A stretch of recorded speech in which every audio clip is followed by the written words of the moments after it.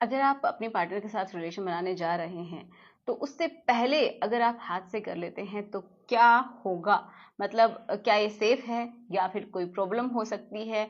हमेशा ऐसा करना चाहिए या फिर कभी कभार ऐसा करना चाहिए? और इससे करने से क्या हो सकता है, उसके बारे में भी हम जानेंगे कि यह सही है या फिर नहीं है, क्योंकि मेरे से बहुत बार क्वेश्चन पूछा जाता है, इसलिए मैं इस क्वेश्चन को आप लोगों के सामने वीडियो के थ्रू बताना चाह रही हूँ। तो चलिए शुरुआत करते हैं आज के इस वीडियो की। सो मेरा नाम है एकता और आप देख रहे हैं बहुत ही प्यारा सा चैनल एकता यूनिक। तो चलिए शुरुआत करते हैं।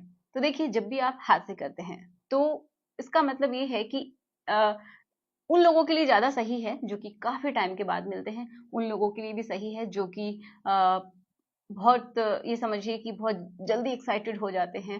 फीमेल को जैसे ही टच किया, उसको हाथ लगाया, तभी वो एक्साइटेड, ओवर एक्साइटेड हो जाते हैं, जिसकी वजह से उनकी सेंसिटिविटी बहुत ज़्यादा बढ़ जाती है और टाइमिंग बहुत ही कम हो जाता है।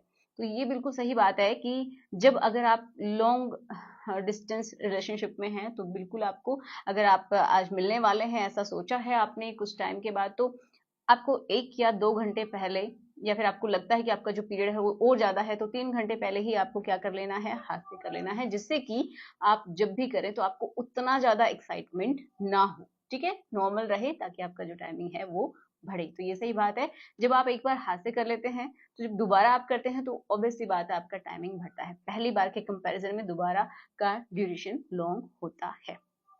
ठीक है? अब देखिए, आपकी बॉडी पे क्या इफेक्ट होता है, आपके माइंड के क्या ऊपर क्या इफेक्ट होता है अगर आप ऐसा कंटिन्यू कर रहे हैं कि जब भी आपको रिलेशन बनाना है तो उससे पहले आप हाथ से कर रहे हैं।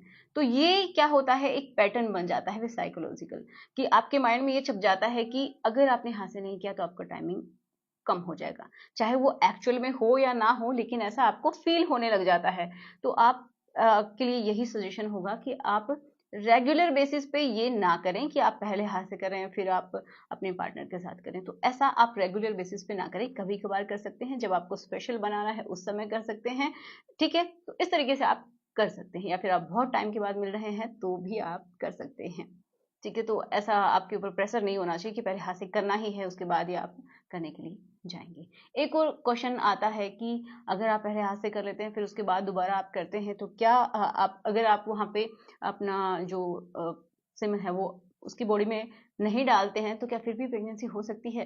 तो देखिए, हो सकती है, क्योंकि ये बहुत बार फेल होता है ये मेथड, कि आपने एक बार कर लिया लेकिन जो आपकी ट्यूब है उसके अंदर बहुत बार स्पर्म्स रह जाते हैं, जिसकी वजह से जब भी आपका जो एक लिक्विड होता है, चिपचिपा सा पदार्थ होता है, जैसे आप शुरुआत करते हैं तो वो निकलने लगता है, जिसको वेलकम बोलते हैं। तो अगर आप शुरू करते हैं सेकेंड टाइम तो उसके साथ कुछ स्पर्म जाके, और अगर फीमेल का वही एक पर्टिकुलर टाइम चल रहा है ओव्यूलेशन वाला, जरूर उसको प्रेगनेंसी हो सकती है।